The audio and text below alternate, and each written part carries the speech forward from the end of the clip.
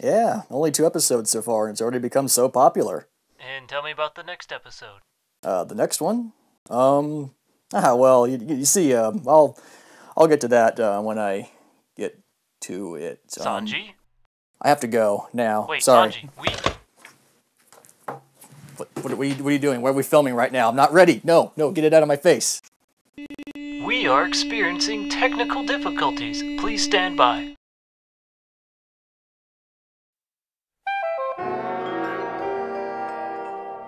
Hello there. Thanks for joining me for yet another episode of Cooking with Sanji. For today's episode, we'll be tackling the Japanese dish yakisoba, or fried noodles. For today's preparation, we'll be using the following ingredients and tools. However, keep in mind that yakisoba is a very versatile dish and can include any number of ingredients whatsoever in it. For a basic first try though, these will suffice. A package of yakisoba noodles, a head of Napa cabbage, 1 or 2 carrots, some thinly sliced pork, some oil, less than half a cup of water, some tonkatsu sauce, shredded seaweed or furikake, and some beni shoga, basically just red pickled ginger. And for our cookware and tools, a couple of frying pans with lids, a colander or sieve, a good sharp knife and a cutting board, and a spatula of some kind are all that are really needed. Oh, and a pair of tongs will come in handy as well. You could skip this step, but be warned that the noodles are likely to crumble apart unless they are gently separated first. We'll let those sit for about 4 minutes or so. In that time, we can prep the vegetables. To wash the Napa cabbage and chop a good portion off, keeping in mind that it will cook down later. To wash and peel the carrots. Then cut them on a bias for presentation's sake. Now let's finish taking care of the noodles. Remove them from the package first and place them in your colander. With the water still running, break the noodles apart with your hands, taking care not to rip them apart from each other. Patience is the key here.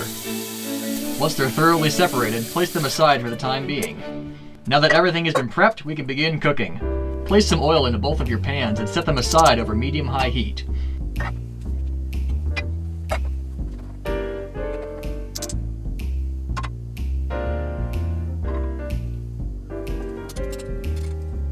After about 2 minutes, place the pork into one of your pans and sear it.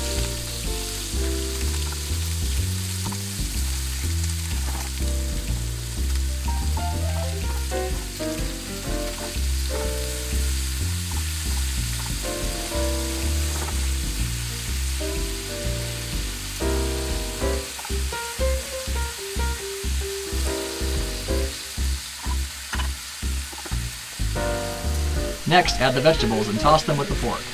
Be sure to turn the heat down to around medium at this point so as not to overcook the ingredients.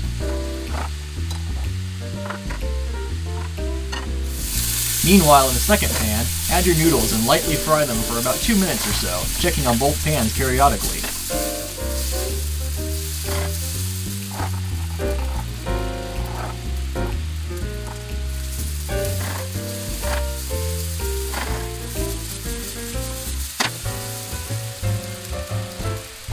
Add the water to the noodles and cover them for about 2 minutes to let them steam.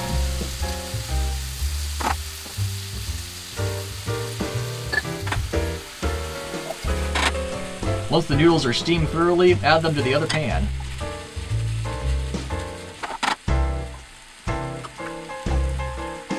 Add a good portion of tonkatsu sauce at this point. Although typically packaged yakisoba comes with a powdered sauce mix, I find tonkatsu sauce to have a better flavor profile along with the added benefit of being in a squeeze bottle for easier application and quantity control. Turn the heat up slightly and begin to mix everything together. At this point, switching to the tongs may be the best idea to ensure that everything gets coated with the sauce. Once everything has been thoroughly coated and cooked, plate up your noodles right away. Finally, we can add our garnishes. Sprinkle your seaweed or furikake over the noodles and then top it with a small portion of the ginger. And we're finished! Quick and simple yakisoba. Now, as I mentioned earlier, yakisoba has many different variations to it. In Japan, there's even one called yakisoba pan, which is basically just a bread roll split down the middle and stuffed with the noodles. And that's all well and good, but I like to add a little twist to it myself.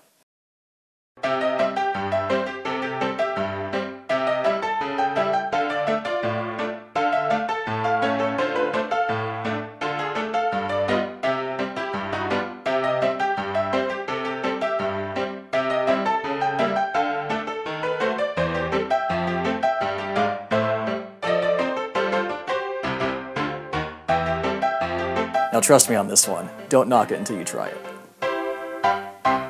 Thank you very much for all the support in the past few months. Please continue to follow us on SenjiCon's Facebook page, as well as our YouTube channel.